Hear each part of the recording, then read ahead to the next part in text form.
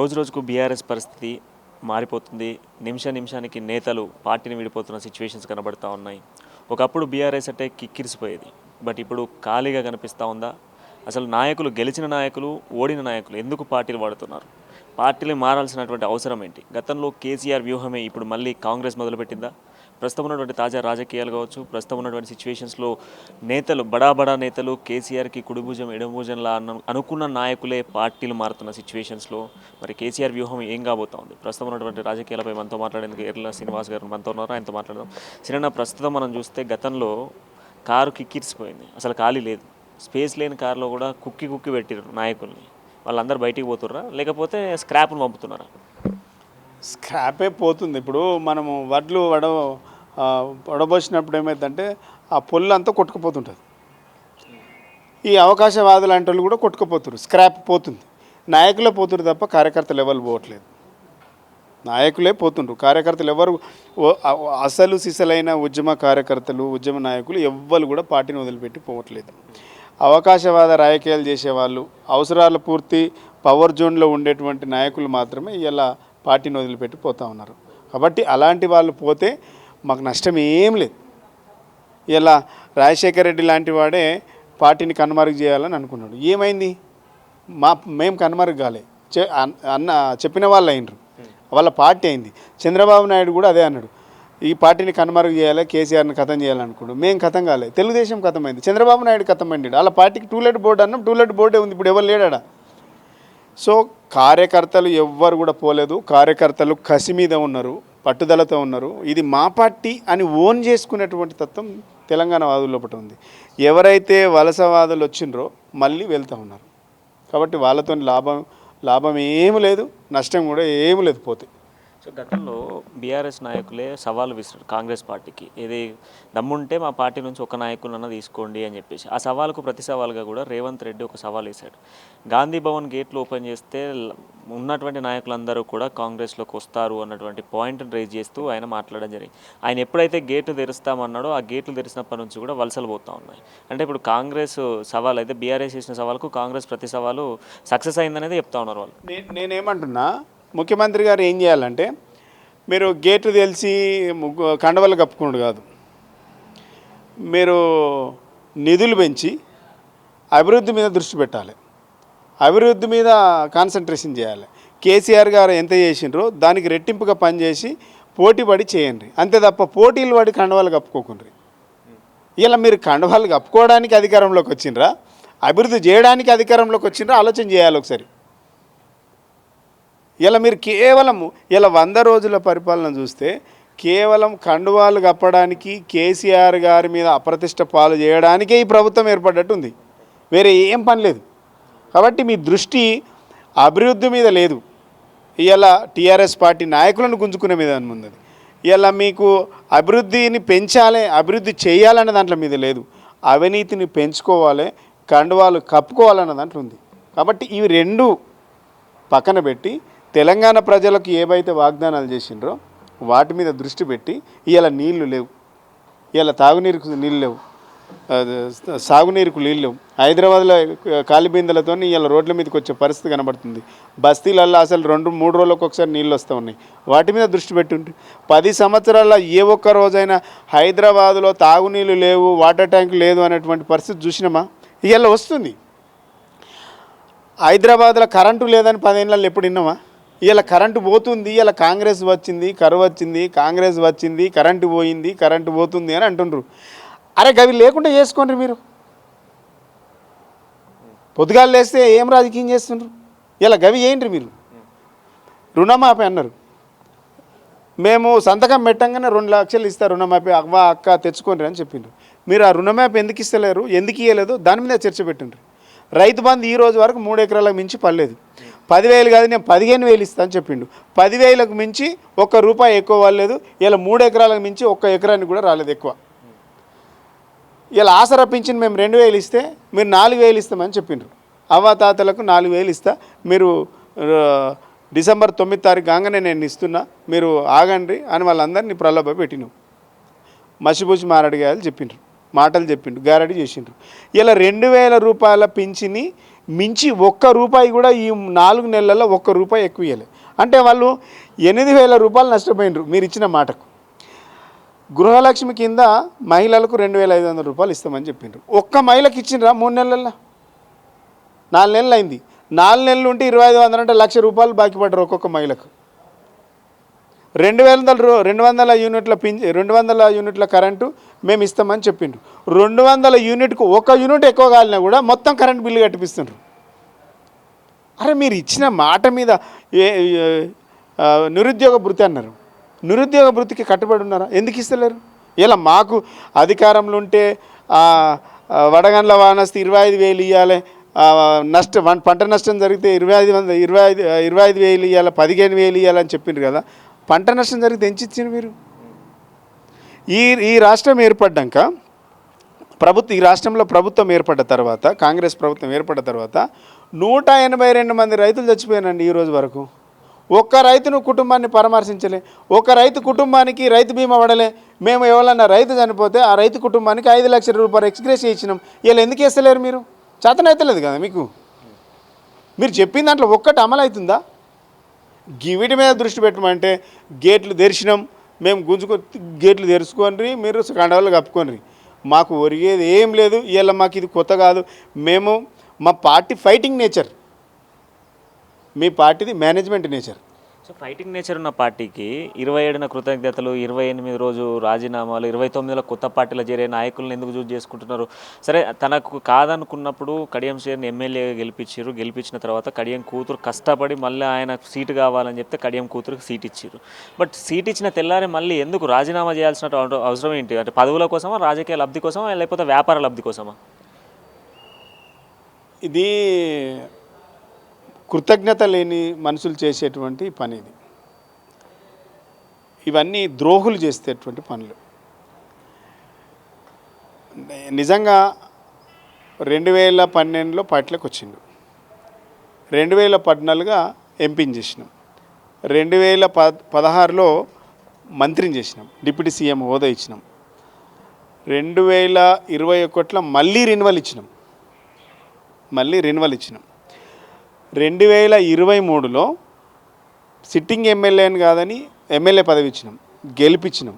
2024లో తన కూతురుకు MP ticket ఇచ్చినాం. కానీ ఈ 100 రోజుల గెలిచిన ఈ క్రమంలో ఎవ్రీడే మీకు పార్టీ ప్రియారిటీ ఇచ్చింది.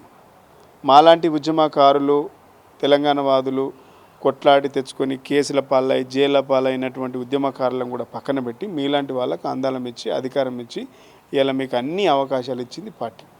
కానీ 27వ తారీఖు నాడు కేసీఆర్ గారికి మీరు కృతజ్ఞత చెప్తారు, 28వ తారీఖు మీరు నేను ఈ పార్టీలో ఉండలేను అని లెటర్ రాస్తారంటే ఈ 100 రోజులలో మీ మోసం, మీ నీచమైనటువంటి కుట్ర ఇంట్లో కనబడుతూ ఉన్నది. అంటే మా పక్కల ఉండే వెన్నుపోటు పొడిచిండు మీరు. అంటే ఈ పార్టీ నుంచి ఎప్పుడు వెళ్దాము అని మీరు అనుకుంటున్నారు. నా పాత మిత్రుడు, గురు శిష్యులము అని అసెంబ్లీలో మీరు ఏదైతే అనుకున్నారో ఆ బంధం పెవికాల బంధం అని అర్థమవుతుంది. అంటే ఎంత ద్రోహం అది!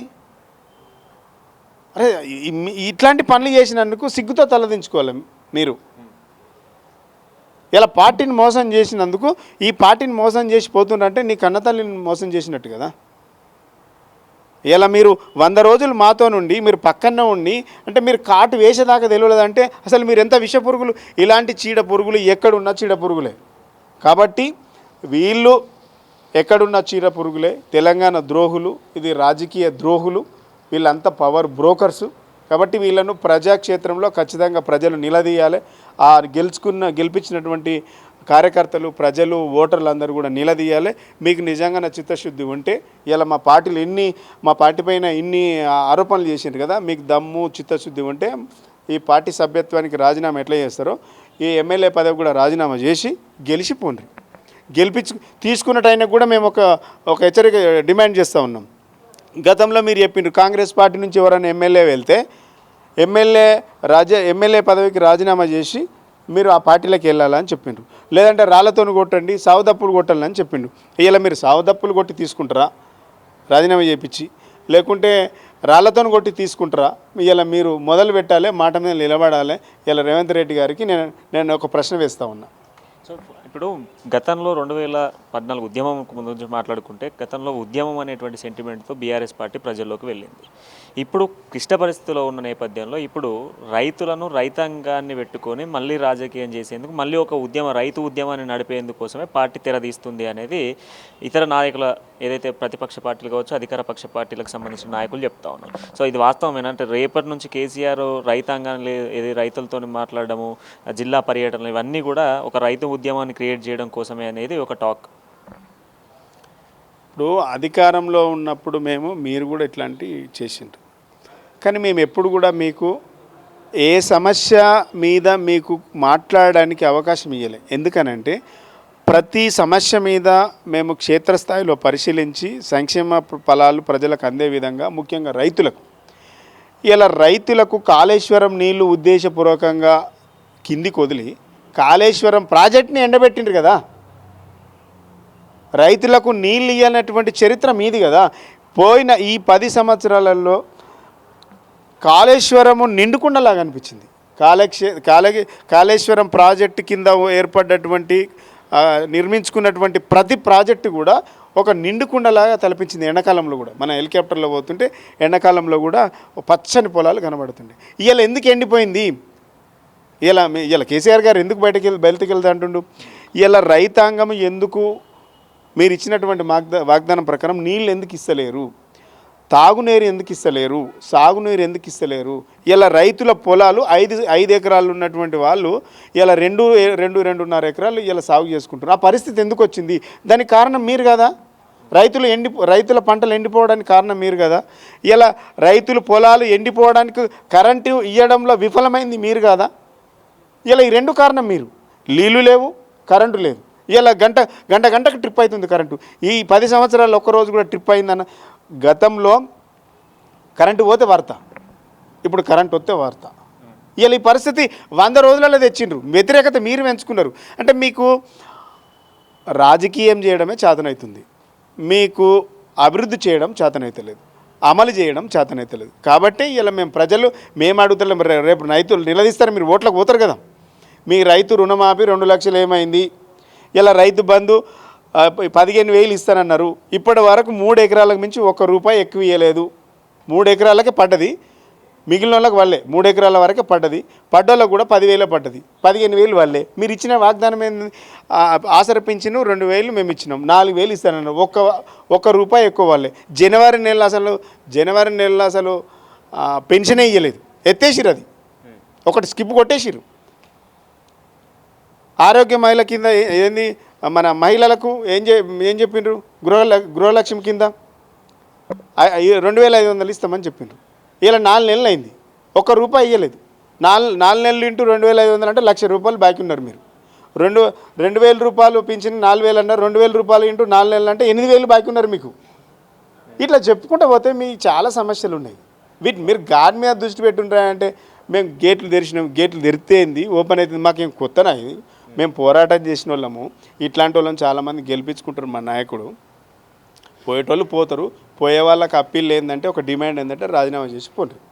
ఇలా మీరు గుంజుకునే దాంట్లో ఉన్నారు కదా. ఇది పాత తెలుగు తమ్ముళ్ళ పునరేకీకరణ. పార్టీ ఫిరాయింపులు అనేది పాత తెలుగుదేశం తమ్ముళ్ళ పునరేకీకరణ. అందరినీ తెలుగుదేశం పార్టీ పాత వాళ్ళందరినీ ఒక దగ్గర జమ చేసుకుంటున్నారు. పాత కాంగ్రెస్ కార్యకర్తలను విస్మరిస్తున్నారు. రేపు వాళ్ళ దాంట్లో మొదలైతే ఇలా గేట్లు తెరిచినామని సంబరపడుతున్నారు కదా. గేట్లు తెరిచినాక అందులో లోపట ఉన్నోడే రేపు తిరగబడతారు, మీ మీద విమర్శిస్తాడు, మీ మీదనే తిరగబడతారు. రేపు తెలుస్తుంది మీ గేట్లు తెరిచినాము, బార్లు తెరిచినాము, అన్నీ ఓపెన్ చేసినామంటారు కదా. రేపు మీ కార్యకర్తలే తిరగబడతారు. అది మంచిది కాదు. రేపు కార్యకర్తలారా, కాంగ్రెస్ కార్యకర్తలారా, మీరు ఇక్కడ వీళ్ళు మోసం చేసిపోయినారు, పక్క నుండి మోసం చేశారు, పక్కల బల్లెంలో ఉండి వీళ్ళు మోసం చేసి వస్తారు. రేపు మీ పార్టీని, మీ నాయకత్వాన్ని, మీ ప్రభుత్వాన్ని కూడా మోసం చేస్తారు. ఇది తెలుసుకోవాలి అనేసి నేను హితవు చేస్తాను. లాస్ట్ టైము 2016లో మీకు చివరి క్షణం వరకు కూడా మీ సీటు కన్ఫర్మ్ అవుతుంది అని అనుకున్నాం పార్లమెంట్కి సంబంధించి. బట్ ఈసారి కూడా మళ్ళీ 4 పేర్లలో మొదటి పేరు మీది వినబడుతూ ఉంది. సో మరి ఈసారైనా అధిష్టానం మిమ్మల్ని గుర్తించి కన్ఫర్మ్ చేసి వరంగల్ బరిలో మీరు ఉండబోతున్నారా? ఇప్పుడు మేము కేసీఆర్ పెంచినటువంటి మొక్కలం, ఇప్పుడు కేసీఆర్ గారి అడుగులో అడుగై ఉద్యమంలో మేము ఆయనతో నడిచినటువంటి వ్యక్తులం. ఇలా కమిట్మెంట్గా ఇలా తెలంగాణ రాష్ట్ర ఏర్పాటు కోసం ఉద్యమంలో కేసీఆర్ గారితో నడిచినటువంటి మేము తెలంగాణ ప్రజలకు సేవ చేయాలి, తెలంగాణ ఉద్యమంలో పాల్గొనాలని పీజీలు పిహెచ్డీలు చేసి కూడా ఉద్యోగాలు వదులుకొని ఇలా ఉద్యమంలో పార్టిసిపేట్ అయిన వాళ్ళు మేము. ఇలా మమ్మల్ని ఈ స్థాయిలో నిలబెట్టిందంటే టీఆర్ఎస్ పార్టీ డెఫినెట్గా కేసీఆర్, దాంట్లో సందేహం లేదు. ఇలా కేసీఆర్ గారు ఏ అవకాశం ఇచ్చినా మేము డెఫినెట్గా పనిచేసినాం.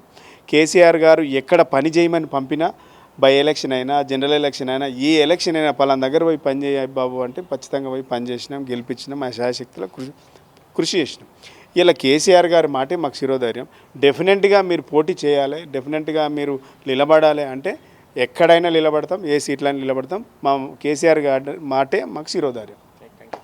సో మొత్తానికి కేసీఆర్ మాటే శిలాశాసనం అని చెప్పేసి చెప్తా ఉన్నారు. ఖచ్చితంగా కూడా ప్రస్తుతం ఉన్నటువంటి సిచ్యువేషన్స్లలో పార్టీలో ఫిరాయింపులు చేసేటువంటి కాంగ్రెస్ పార్టీకి త్వరలోనే కాంగ్రెస్లోనే పూర్తి స్థాయిలో కూడా గొడవలు కావడం సహజం. ఈరోజు ఏదైతే పార్టీ కోసం, పార్టీ సిద్ధాంతాల కోసం వచ్చినటువంటి నాయకులు పార్టీలోనే ఉంటారు, ఏదైతే రాజకీయ లబ్ధుల కోసం వచ్చిన వాళ్ళే పార్టీని విడి వెళ్తారంటూ కూడా ఎర్ల శ్రీనివాస్ చెప్తున్నారు. వీడియో జర్నలిస్ట్ మహేందర్తో ప్రణయ్, అమ్మా న్యూస్, తెలంగాణ భవన్.